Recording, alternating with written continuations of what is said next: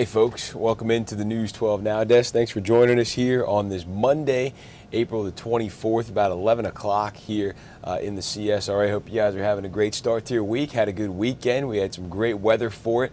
We are talking now about one of our big stories from last week. We're going to take a little bit of a deeper look here. It's out of Jenkins County. So a photo circulated on social media that raised some red flags for parents in Jenkins County. It was a rolling trash can decorated with facial features, and it was named Shaniqua. Our Sydney Hood caught up with a couple parents to talk about that, and they said someone at the school should have shut it down before the photo was ever taken or posted on social media. The school did issue an apology, but parents say it's still not enough, and they are calling for change. Now, we'll go ahead and play the story, and then it's about minute and a half, 2 minutes, whatever, and then we'll play the full interviews from the parents so you can kind of get more perspective on exactly where they're coming from on this whole thing. They sat down with our Sydney Hood to kind of talk a little bit more about that. So again, we'll play the video, the story that ran on I think it was Friday, and then we'll play the full interviews after that. It symbolized a black female with lashes, blonde hair, big lips, red lips, and the name what really stood out when they named it, Shaniqua. It was supposed to be a fun school project. Why was the trash can created? Like, why was it decorated? It shouldn't have been decorated. If they want to roll a trash can, they should have just rolled a trash can. The photo no longer exists on Facebook, but the comments are still flowing in, some saying the picture should have never been posted in the first place. It's really time to address some things, especially when my daughter attends school there and is in the class with two of the girls. So, and I don't want her to feel like insecure about the situation. School Superintendent Tara Cooper responded to parents, say she formally apologizes for those that were hurt and offended. She says they cannot take back what happened, but they can address the issue, and staff will take diversity and sensitivity training. That's a Band-Aid solution to the cancer that is racism. That's not getting to the root of the problem. That's not getting to the culture that foster the environment for this to happen. Meanwhile, parents are planning their next move. Come together and plan what we intend to do about it and to establish accountability first within ourselves. And they're pushing to bring the topic in front of the school board. Wish I could talk to the faculty that was there face to face to see if they can really look me in my face and say that was okay. Why was the trash can created, decorated, photographed, and posted on social media? I'm sure they cannot give me an answer.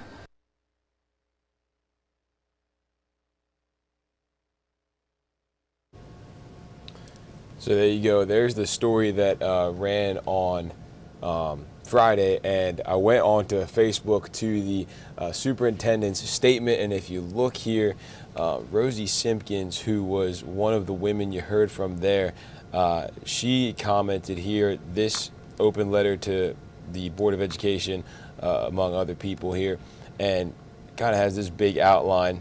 I won't read it all because that's a lot, but if you go to this JCMHS Parent Connections post, you can see that comment as well as many others.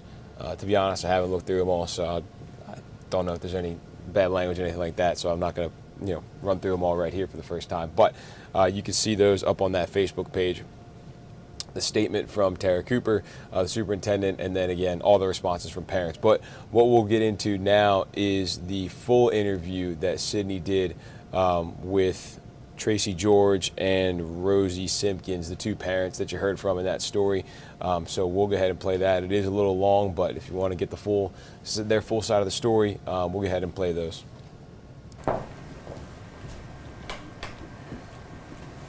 So here again, you'll look at me the entire time, but go ahead and give me your first and last name and spell it out for me. Tracy, Tracy, George, George. And you have a child in the Jenkins County school system? Yes. What grade? She's in the 9th grade.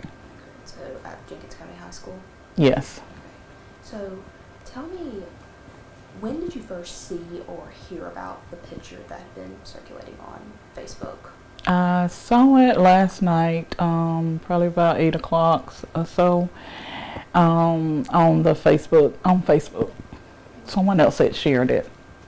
Did you see it whenever, because it was posted on the Jenkins County Family or Parent Connections Facebook page? Did someone flag your attention on it, or did you just happen to come across it? I was just scrolling and happened to come across it. What was your reaction to that photo?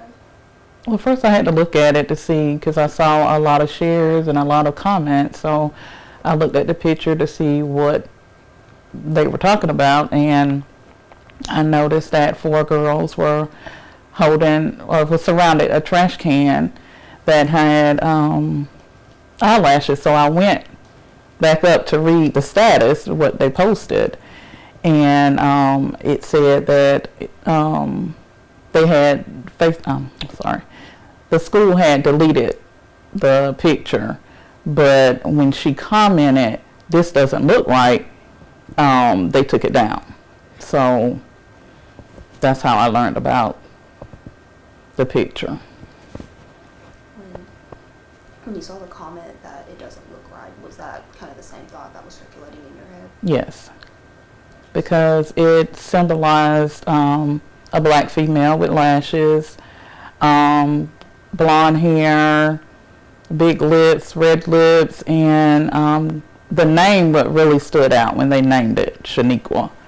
That's what really stood out and had a lot of us kind of wondering, how could the faculty or the school allow this to happen before it even hit Facebook? Just kind of in the back of your head, it makes you wonder, like you said, like why that didn't flag their attention first of all, why they thought it was okay. Yes. And there's, for someone like that, why is it important? Like, what would you tell someone? Like, what is the importance of that, and why that should have been a red flag whenever they saw the name and the features? Well, if I was one of the school teachers or faculty members that saw the picture or saw the trash can being created with the lashes and all of that, I would have looked at it and said, no, I think I would have redirected them as to, I don't think this would be a good idea for you to do at all, or and more or less at the school, for a project. Because the project started out as being bring anything but a bag to school, anything but a bag. So there were microwaves, there were totes, there was anything but a bag. So I'm wondering, why was the trash can created? Like, why was it decorated? It shouldn't have been decorated. If they want to roll a trash can, they should have just rolled a trash can, because in some of the other pictures that were not taken down, there were 2 trash cans that I saw that was not decorated.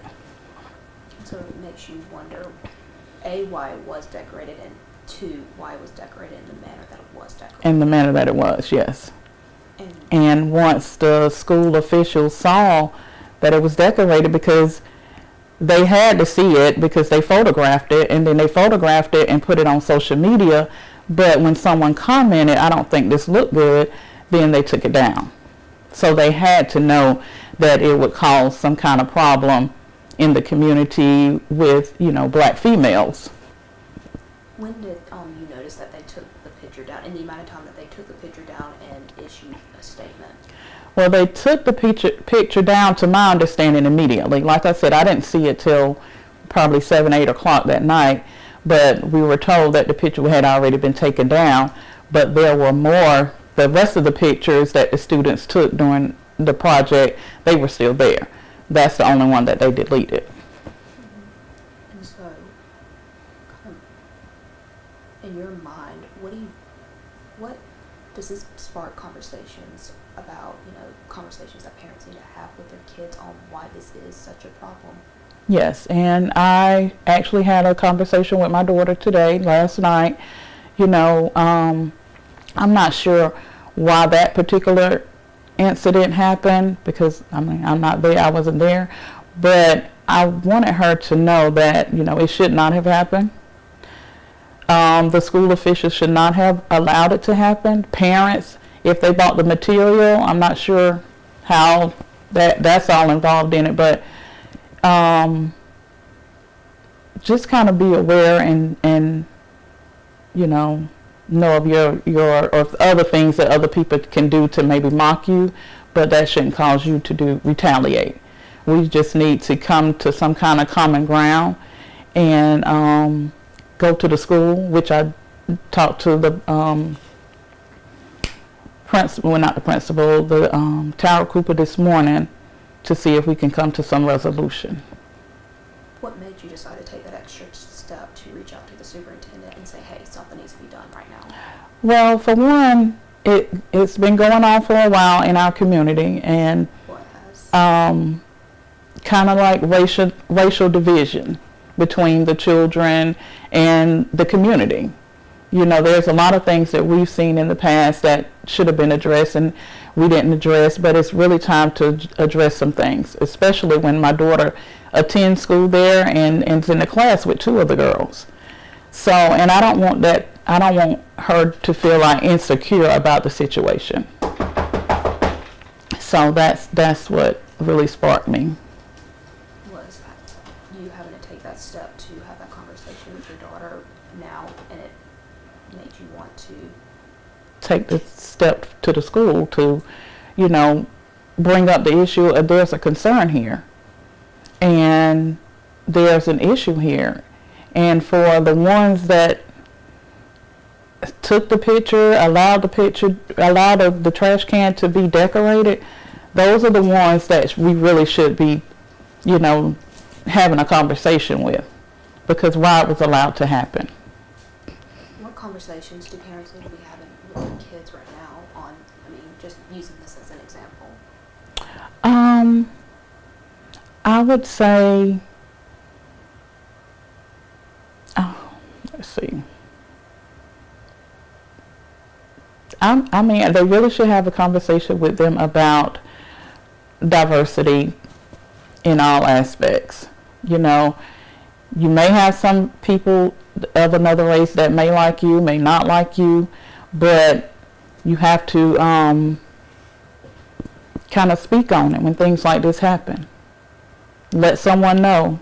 Don't hold it in. Don't feel like you have to be stereotyped because of who you are. How confident are you once you go to the board meeting on Monday that the school board, the school system in general will take this seriously? I'm not confident. Why not? I think we're going to speak out, but I don't think anything is going to actually be, and there wouldn't be a reprimand. I would like for them, and I know they spoke about some training that they're going to do, but in my eyes, the training should have already been done. These are adults that is already in the school system, that already has been hired through the school system. So why that training has to be done, and why they need to be retrained if they've already been trained. So, kind of what you're saying is if they were already trained in the first place, they shouldn't have let this happen. Right, exactly. Red flag. And so you don't. And go ahead. these teachers, faculty members, whatever their role is, they should be role models for these children. And if that's the kind of role model that you're going to be and allow this to happen, then you don't need to be in the school system amongst the children of several races. And for the actual girls that were in the picture, do you throw any blame at them for any of this? Well, they are children, and they are partially to blame, because I think they knew. In my mind, I want to ask them, like, why the decorations? What came up in your mind that I'm going to decide to decorate this trash can to present it at Anything But a Bag Day? Like, what was in their mind when they thought that? And it's of a different race. Now, had it been your race, a white trash can, and you decorate it how you look, and named it your name, that's something different. But it's the fact that the name, the features, it was a different race. Kind of what you want to ask them is what was going through Your mind. And then, kind of, do you have any hopes going into the school board on Monday that they're going to listen to you even? I know you said you're not really confident that change will be made. I know they'll listen, but will they change anything other than the training? I don't think so. And the training gets, from my understanding, it's going to be only for staff and faculty. Do you think that there needs to be training implemented in the kids? Yes. Like what? I think there should be some type of diversity training for them as well, and something and letting them know that you can't mock other races. It's not a good thing to do that. Like the other children, they have feelings, and they have to go to school with them every day. So I'm feeling insecure because you feel like I look different. Was the apology that the school board issued earlier this afternoon, is that enough? Well, the first one wasn't really an apology. It was just like a statement that they know about it, they addressed it, and I guess they felt that that was okay. The apology probably from the superintendent might have been a little better, but we still need something more than that, just that statement on Facebook. Because to my understanding, the children at the school did not give them an apology. Who? The staff, the faculty, the administrator, they did not give them an apology. The children that's in the school that saw it first. Because once they saw it, I mean, it was just in the school. But once it was on Facebook, then it came to the parents. So to me, they put a statement on Facebook for the parents in the community, but not to the actual children that attend the school. And does it make you worry about your daughter going to school with this going on? Like, is there any worry in the back of your head that, she'll get mocked like that? Well, I'm not going to say she'll get personally mocked, but you just never know the children that attend school. They're I'm not going to say she's going to get picked on or anything, but just the things that's just going through their head, because she looks different. And her skin is different, her hair is different. So, no, I don't think she'll have a problem going to school there, but I'm sure they have things that they may say or may not say, about another race. When you go meet before the school board on Monday, how are you gonna address them? What are you gonna say to them? What is one thing that they just need to know as a mom?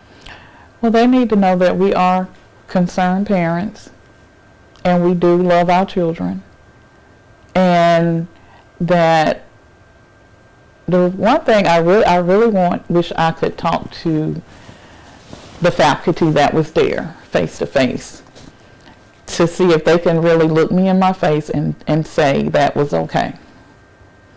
Why was the trash can created, decorated, photographed, and posted on social media?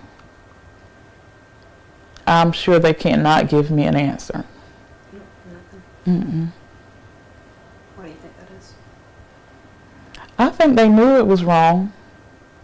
They just didn't care how other people feel.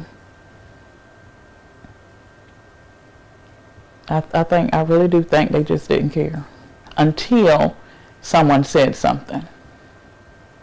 Until they got called out for it. Now that this has kind of gone viral on social media, they've been called out for their actions, you are addressing them. Do you think any change will be made, or will it just be another thing that they brush over?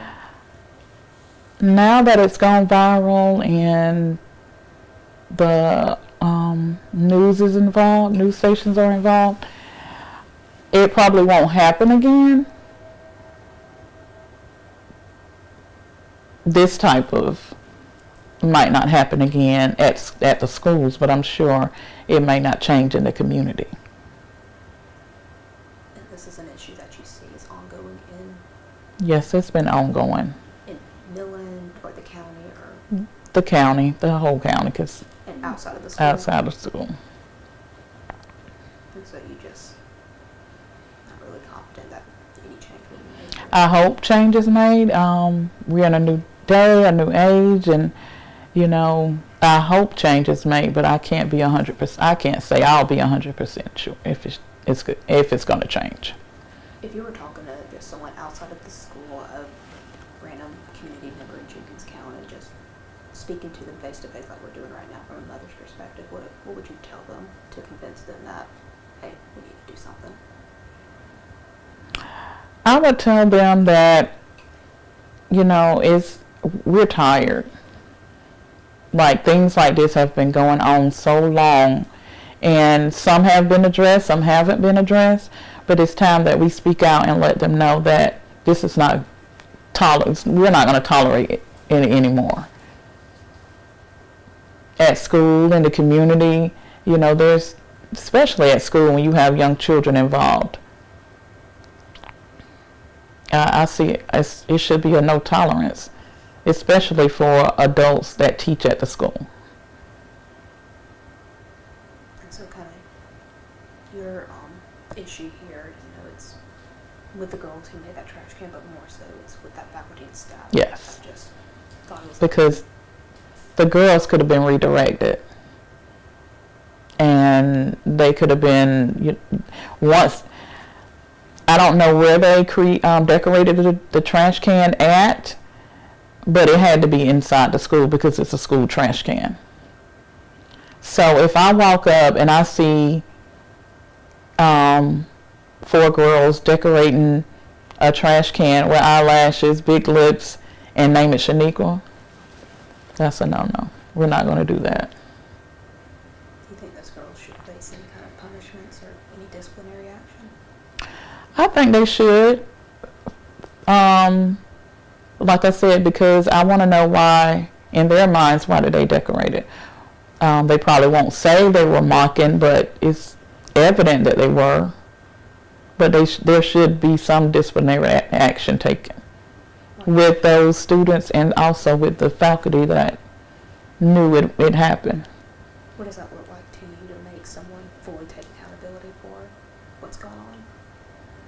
It'll look good for the community, because that means that we're accomplishing something when we're speaking out on it. It's not like we're speaking out on it and just because we want to and we feel like we're gonna win, but we've lost so many times, and now that we're standing up for ourselves, I feel like they should be reprimanded, both students and teachers, for allowing something like that to even be created and then photographed and then posted on social media. Anything else you want to add I didn't already ask?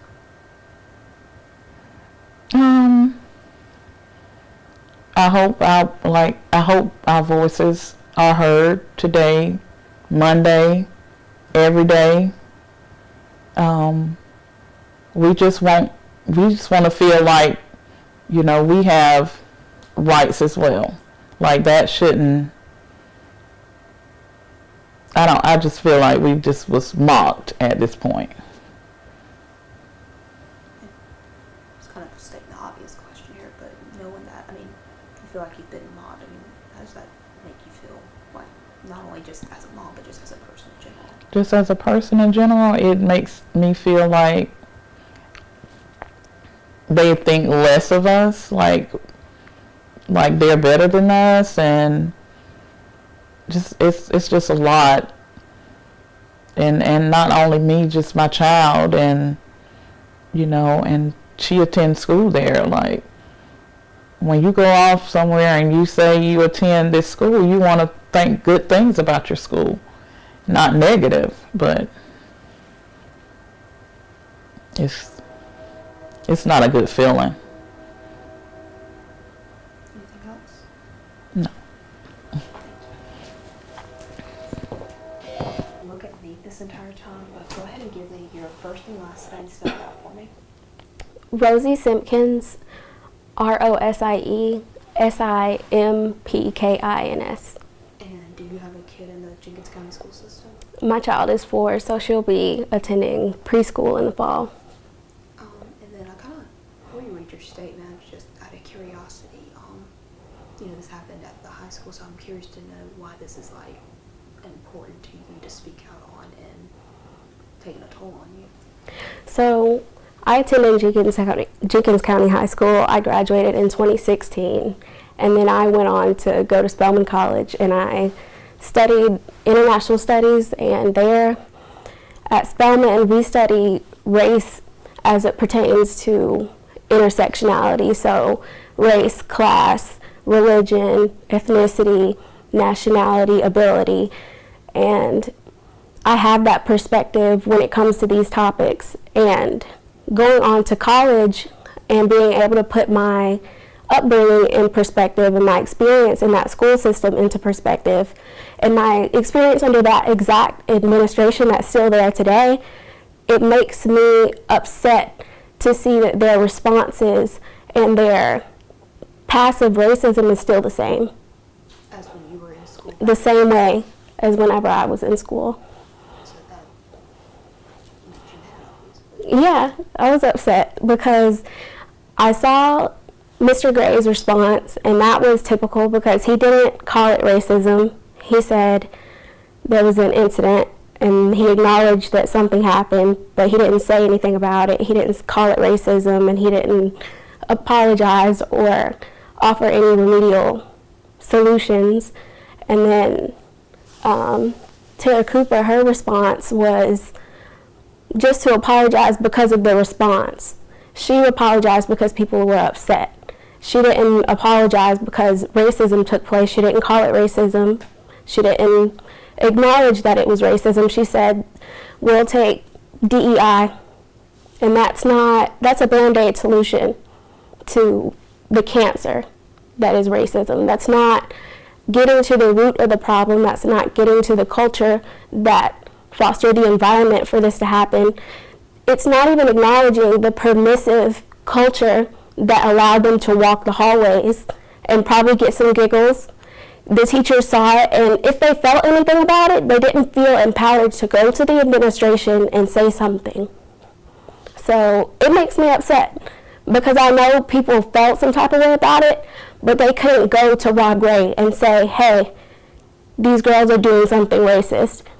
This is racist, this shouldn't be allowed here, because they know how he is. They know what he's like. We've all been in that school before. He's passively racist. They all are, because they don't want to feel like they are racist. They are. We all carry some biases with us, but the difference is made whenever you acknowledge them and make effort to change them. Before I move on with any of my questions, I want to give you an opportunity to read your statement. Okay. Lord. Alrighty. The actions taken by the Jenkins County school system that sparked this issue have been completely par for the course. Their Band-Aid responses have been insubstantial, foreshadowed by long-standing passive-aggressive racism possessed by our community and administration. Because of this, I have a few suggestions for remediation for this event. We have a clear need for comprehensive and inclusive education to remedy the years of watered-down history and the racially biased educational curriculum that has created adults who are ignorant and others who are merely afraid to speak up for fear of retaliation. Ignorance and denial of structural racism and sexism led up to this event, and far too many incidents before it. My educational background includes not only this particular school system, but following that, I earned my degree in international studies from Spelman College, where I completed an intensive and comprehensive study of history in the United States and the world through the intersectional lens of race, gender, culture, class, and nationality. In other words, my education taught me an inextricable understanding of what it meant to grow up here. We have refused to accept how damaging it is to have a passive tolerance to incidences of racism and to deny that they exist by not calling it by its name. It is racism, and it comes from a lack of understanding and the empowerment of people to think, feel, and behave in racist ways. Power legislates racism, as we see with the permissive response to the incident yesterday. When racism is allowed to persist and is reinforced by the administration, we must be held accountable for the passive acceptance and disregard for the safety within the learning environment in our community at large. My suggestions for remediation of the incident and the overall environment that condones racism are as follows. I propose that we have a town hall meeting for alumni, current students, parents, and community members, not to debate the existence of racism within our community and the school system, because it is not up for debate, but to come together and plan what we intend to do about it and to establish accountability first within ourselves. A comprehensive protocol informed by subject matter experts for responding to racism when it is found to have occurred on and off campus between students and or teachers. I also suggest we have the girls who committed this infraction follow a multi-step remediation, which may include a mandatory contact with a professor from an HBCU whose subject expertise is directly related to the infraction. I might suggest that they speak to Dr. Bahati M. Kuba of the Women's Studies Department of Spelman College, who teaches classes such as the Black Female Body, or the department head, Dr. Beverly Guy Shefdahl, or Dr. Sharania Moon, just to name a few. We should also pay those professors for their time and their expertise. We should also have the girls complete a comprehensive survey that will assess their learning needs in regards to race. This could also apply to all of the students, teachers, and the administration. We could have them complete a project that must demonstrate what they learned about the history of the objectification, brutalization, and the intersectionality of racial and gender-based discrimination against the Black woman, as well as passive and overt racism. And finally, we could have them complete a research study on Millen or the CSRA region to review primary historical documents such as property records, census records, newspaper ads, specifically ones that describe runaway slaves, and the physical descriptions that were included in these ads, which mostly 99% of the time they describe these people as having missing legs, missing arms, missing digits, missing eyes, missing ears, gashes in the cheeks, old gunshot wounds. Because of the brutality of slavery, these were their identifying marks for most runaway slaves. In order for them to begin to review their racism and its origins. And while we are requiring this of the girls, let's require it of all administrators and teachers. Non-compliance is not an option. The lack of completion should equate the lack of a job. The highest paid employee of our school system makes over $100,000 annually. And we as Black parents and former students aren't paying this administration to play blind to your passive-aggressive racism anymore. We are not second and third class members of this community. We are the community. We are not satisfied with the response of the school system, and we require intensive and extensive corrective action be taken against the issue of racism in our school system. Our children are not being given the tools to live as productive and accountable members of society if they and you cannot comprehend matters regarding race and the implications of their actions indirectly or directly. And that's it. Thank you. One last question for you. You say you're mad that same faculty, same reactions are being done right now as they were whenever you were in school. Now you have a daughter of your own that's about to enter the same school system. What goes through your head? I know how my daughter is, and she's me times 10. And so anytime I was in school and I gave pushback and I tried to say something when I saw something going on, there was vitriol, there was chaos, there was like, no, you can't do that. And I see my daughter as fiery and strong-willed and stubborn as she is. I know that she will be policed in that system and she will be reprimanded for speaking her mind. I'm going to teach her right from wrong, and I'm going to teach her to do right no matter what, even if she gets in trouble. And that's going to cause problems. And, I'm just going to use the school system as an example. Do you think it'll cause problems because we're in a small county, small rural South Georgia, where, things aren't taken as they would be in a large metro Atlanta County school? Because people know each other so well here, I feel like there's always a bias towards you. If they know that you're someone who speaks your mind, or if you're not someone who permisses their attitude about race, then they just won't include you. They won't call you for the job. They'll exclude you to the point that you will feel consequences. That's why our teachers did not say anything. That's why our black teachers did not say something yesterday, because they felt like their job could be at jeopardy. Why else wouldn't they say something? So there you go. The couple parents there talking about that photo and kind of the aftermath from the Jenkins County school system. And again, if we look at the Facebook page here, this is the message from the superintendent to the parents, and then in the comments you see what Rosie Simpkins was talking about here, the open letter to the school board and superintendent. I believe that might be the principal too, and that was what she had just read there.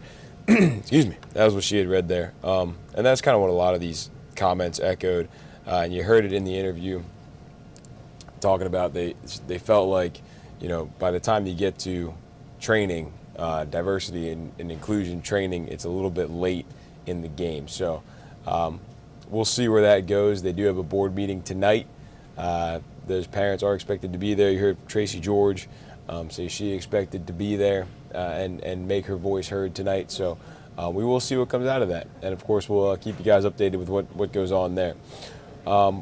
We do have a little bit of time here. So one other thing I wanted to talk about, let me come back to it in my notes here, is an update to the Buddy Brown case. So if you don't remember, Buddy Brown is the 13-year-old boy who was killed about a month ago. I think it was the 28th, somewhere in there of March. He was getting some DoorDash down at his apartment complex, and he was shot and killed about 12:30, 1 o'clock in the morning, and was found dead about, I think it was 2 hours later. So for a while we didn't have any leads on suspects. We now do. Richmond County is on the lookout for somebody in relation to this. Let me pull up his photo real quick. 1 second. Did not have his picture pulled up in the system here. Okay, here he is. There's our guy. All right, this is 30-year-old Gregory Thornton, wanted in reference to murder. This matches up with what other authorities believe that we also reported just before the weekend, and we'll get into that in just a second. The FBI and U.S. Marshal's Office were going to serve a warrant in Hartford County. Now, if that doesn't sound familiar, it's because it's outside of Baltimore, Maryland. they say Thornton led them on a high-speed chase that they had to stop because it was too dangerous. So when we checked in with Brown's family, they told us they spoke to investigators who told them that here's what they think happened. They think Buddy went down to get his food, and when he was there, Thornton was trying to get into the building.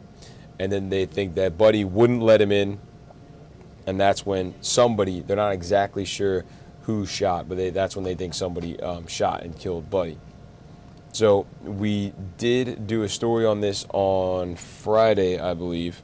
So we'll run that story, and then we'll talk about it a little bit more. So yeah, here's Will Rio from Friday talking about the latest developments that we saw in this case.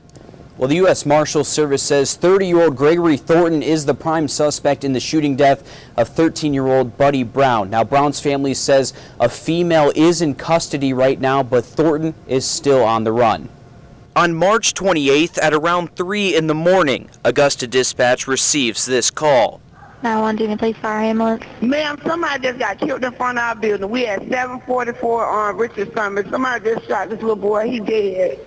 13-year-old Buddy Brown was shot in the back of the head after trying to get his DoorDash order from McDonald's at around 12:30 to 1 in the morning. Hurry up. This man is out here dead. This child is out here dead. This shooting is taking investigators more than 600 miles away to find 30-year-old Gregory Thornton. Law enforcement developed information that indicated he was up in Maryland. They sent the information to the United States Marshals Service and asked us for help. Law enforcement believe Thornton fled back to this apartment complex with his girlfriend in Edgewood, Maryland, where he's from. A regional fugitive task force surrounded his apartment, but as agents moved in, Thornton showed up in this Camaro, which they say is the same one he left Augusta in. The subject shows up in a black Camaro with racing stripes. As soon as law enforcement attempted to approach the vehicle, he took off and fled.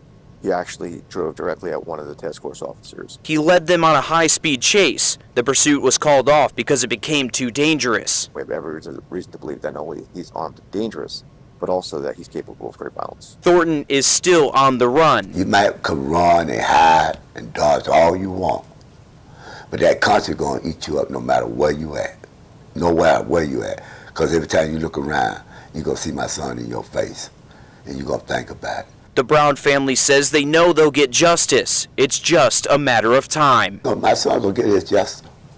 No matter what, he gonna get his justice. In that way, he can rest in peace. And I'm gonna make sure that happens.